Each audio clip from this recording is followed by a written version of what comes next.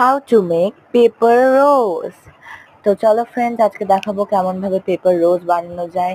তো first of all আমি একটা নর্মাল স্টিলের গ্লাস নিয়ে নিয়েছি, যেটা আমার ভাই এখন খাবার মানে জল টল খায়। আর এখানে দেখো আমি একটা ট্যাপসা আমার মানে কি জানো, সরি, কাঁচি নিয়েছি আর ট্যাপসা গ্লু এর বটল নিয়ে নিয়েছি, কিন্তু ট্যাপসা কিভাবে হয়ে গেছে আমি বুঝতে পারছি না।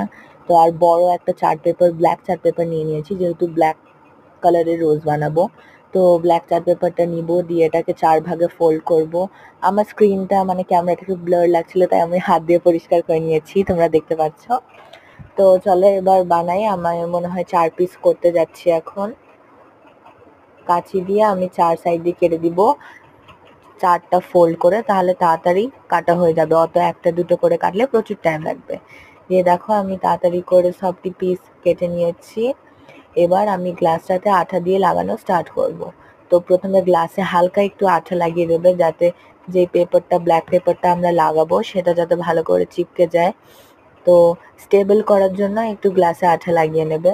তারপরে একটা একটা করে সবটি পেটালস এরকম ভাবে গোল গোল রাউন্ড অ্যান্ড রাউন্ড করে করে লাগাতে থাকবে, যেরকম ভাবে আমি দেখাচ্ছি। তাহলেই হয়ে যাবে তোমাদের রোজ বানানো। শেষের বেলায় শুধু আস্তে করে একটু করে নিতে হবে।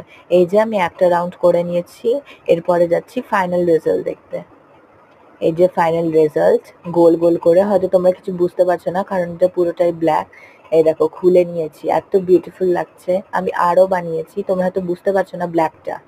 দেখো আমি হোয়াইটটা বানিয়েছি, আর বুকস কভার হয় না, মলাট কি একটা বেশ বলে, ওটা দিয়ে একটা বানিয়েছি। এটা অতটা ভালো হয়নি, কিন্তু ইয়েলো কালারেরটা বানিয়েছি, ওটা আরো বেশি ভালো হয়েছে।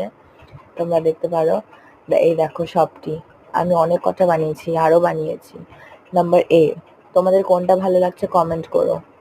নাম্বার এ, নাম্বার বি,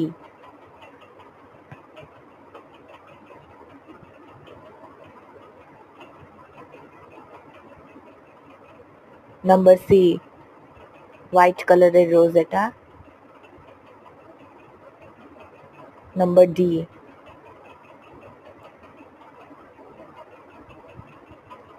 তোমাদের কোনটা ভালো লাগছে এবিসিডি করে তোমরা কমেন্ট করবে, আর যাদের ভালো কমেন্ট হবে তারা আমার থেকে পিন হবে। বাই।